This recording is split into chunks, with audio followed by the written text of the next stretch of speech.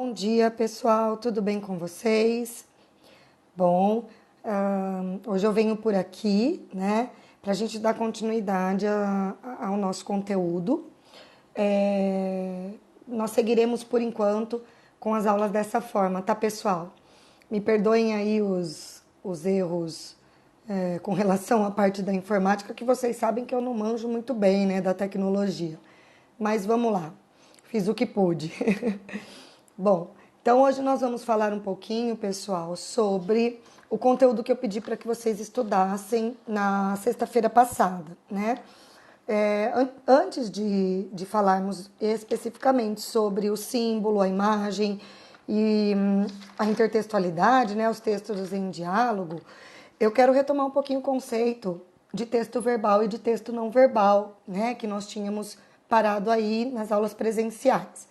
Então, quando se trata de texto verbal, lembrando que são textos que envolvem o uso de palavras, né? Tanto faz se o texto é escrito, se é falado, enfim. E o texto não verbal é aquele texto que trabalha com imagens, né? Com desenhos, com símbolos, enfim, tudo que não envolva palavra, tá? E, contudo, né, isso que a gente viu, nós daremos continuidade ao assunto, né, depois de trabalharmos um pouquinho com essa noção de linguagem verbal e não verbal. Aí a gente se depara com a imagem, né?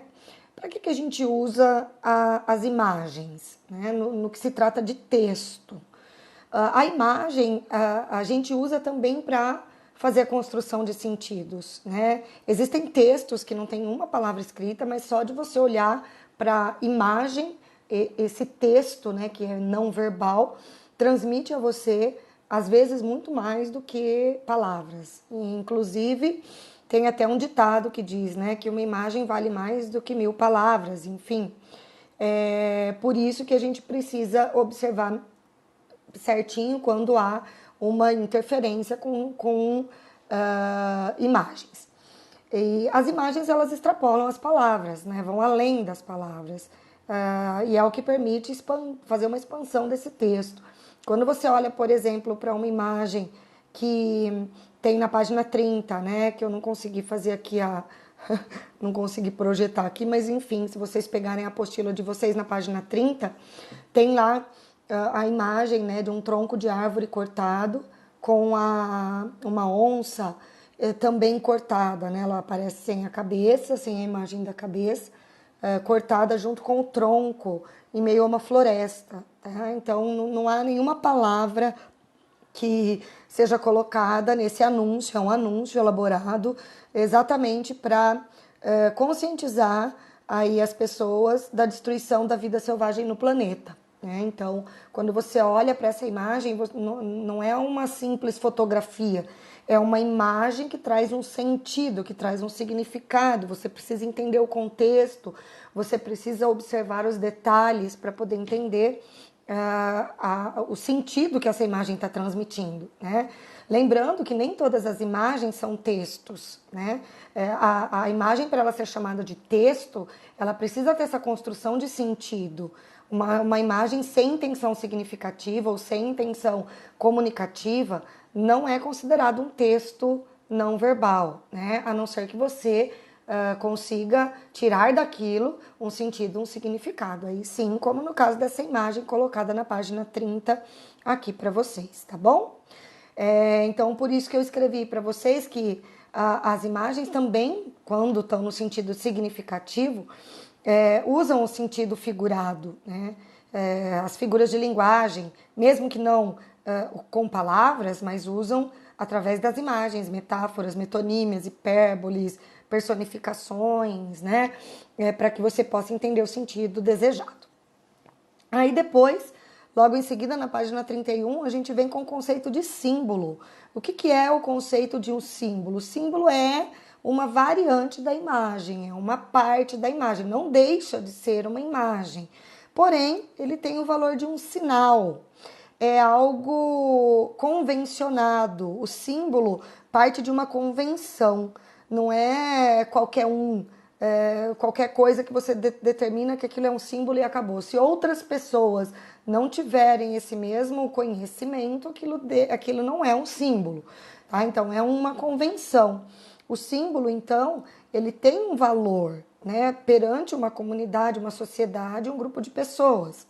Só pelo símbolo aí você já consegue atribuir um significado. Olhando para aquele símbolo, você já identificou. Por exemplo, né, se você der uma olhadinha na página 31 lá da apostila de vocês, tem o símbolo do judaísmo, né, que é aquela estrela, a estrela de Davi, tá? Quando você olha a estrela de Davi, aquela imagem, aquele símbolo é referente ao judaísmo, né? Quando você vê a imagem do socialismo, que é aquele círculo com tipo um machado, né, dentro, se você olhar na página 31, tem lá. Também você já assimila, que mais? Outros símbolos, né, o símbolo do nazismo, né, então você olha, você consegue identificar. O símbolo da paz, né, que não deixa de ser a pomba também simbolizando a paz, ou sim, o símbolo das mãos, né, juntas formando aí, enfim, a paz. Então aí é o símbolo, tá? Existem muitos outros símbolos, tá, pessoal? Só estou mencionando alguns aqui para vocês. E o símbolo, gente, não é só através de imagem, tá? Não é só imagem. Pessoas também podem ser símbolos, né? Consideradas símbolos, historicamente falando, dentro da literatura, como personagens, né? Camões foi um símbolo da literatura portuguesa, né? Romeu e Julieta, o símbolo do amor impossível.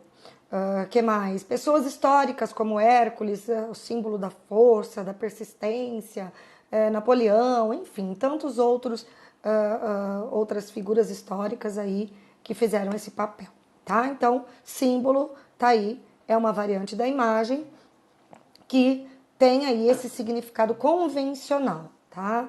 É fruto de uma convenção social. Os textos em diálogo já trabalham, gente, quando a gente fala de textos em diálogo, a gente está se referindo à questão vamos colocar entre aspas, né, do diálogo que um texto tem com o outro, como se os textos conversassem entre si, né? O que é esse conversassem aí? Estou usando uma personificação justamente para mostrar para vocês que há textos que quando você lê, se você não tem conhecimento de algo que ele está fazendo referência, que está fora dele, né?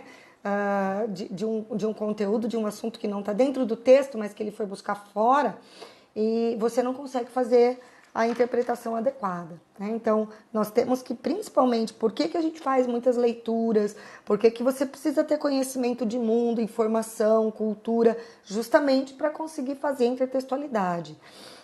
A Canção do Exílio, por exemplo, vou pegar um exemplo, principalmente porque está aqui colocado na apostila de vocês. A Canção do Exílio é um dos textos que mais tiveram intertextualidade explorada, né? Do Gonçalves Dias, o texto começa assim: minha terra tem palmeiras onde canta o sabiá. As aves que aqui gorjeiam, não gorjeiam como lá. Nosso céu tem mais estrelas, nossas várzeas têm mais flores, nossos bosques têm mais vida, nossa vida mais amores, e assim continua, né? Então aqui, esse é o texto original, o texto do Gonçalves Dias. E baseado nisso, outros autores, escritores, enfim, poetas, fizeram aí as suas adaptações, fazendo essa intertextualidade. Quem não conhece o texto original do Gonçalves Dias, se fizer a leitura do texto, por exemplo, do Murilo Mendes, que está na página 33 aí de vocês, que é o texto 2. Ele começa de forma parecida: minha terra tem macieiras da Califórnia, onde cantam gaturamos da Veneza. Ai, quem me dera comer uma carambola de verdade e ver um sabiá com certidão de idade.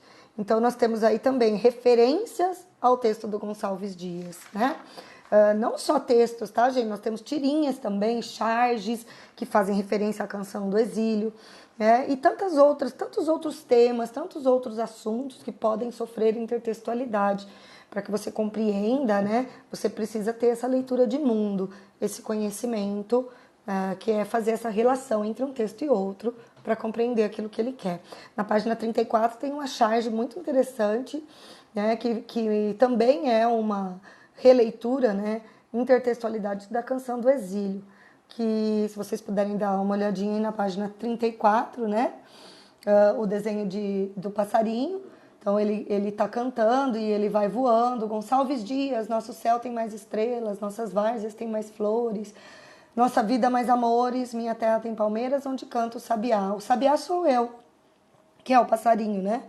E a palmeira, né? E ele coloca essa era a palmeira. Então aí também para trazer outras questões. Quem não conhece a Canção do Exílio do Gonçalves Dias provavelmente vai ter problema para interpretar essa charge. Tá bom, pessoal? Então era mais ou menos isso. Aí, gente, olha, eu tentei colocar para vocês aqui a página da apostila com os exercícios que eu pedi para que vocês fizessem. Então tá aqui para vocês acompanharem se fizeram certinho, tá bom? A primeira questão que é de número 9 da FUVEST, um breve comentário, fazendo aí uma crítica, né, ao desmatamento extensivo e indiscriminado das florestas brasileiras. Você faz aí a interpretação das imagens, tá? Então, olha aí, interpretação de texto não verbal, embora também haja algumas palavras, no caso, ordem e progresso, né? E o código de barras embaixo, mas a função maior aí está com a linguagem não verbal, tá bom?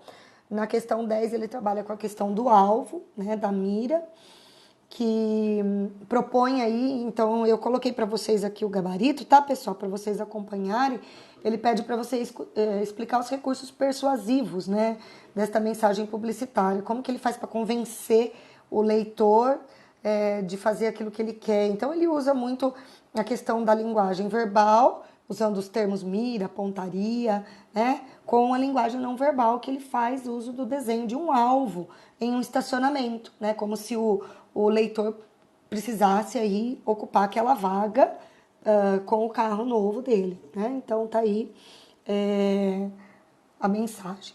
A número 11 também, ele pede para que você faça aí a análise desse texto, de uma poesia do Paulo Leminski, e pede para você marcar a única que está errada, né? Ele fala assim sobre o texto de Paulo Leminski: todas as alternativas estão corretas, menos...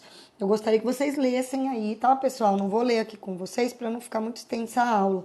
Mas ele fala exatamente aqui, quando você está lendo as alternativas, você dá uma olhadinha na letra B, que é a alternativa que está errada, e por que ela está errada, né? Ele começa dizendo assim: o eu lírico demonstra por meio da composição de texto pessoal e confessional o seu desconhecimento gramatical.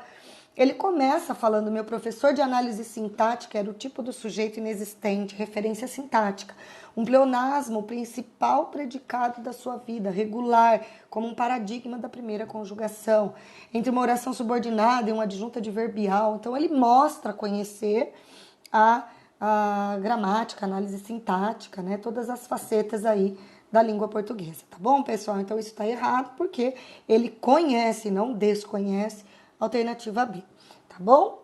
Na questão número 12, que é já da página 37, ele pede para que você faça o verdadeiro ou falso aí. Eu coloquei justamente com as respostas aqui, com algumas observações minhas, para que vocês possam conferir, tá bom? Então a sequência ficou verdadeiro, falso, falso, falso e verdadeiro, tá? Se vocês quiserem dar uma olhadinha na explicação, para não me alongar muito.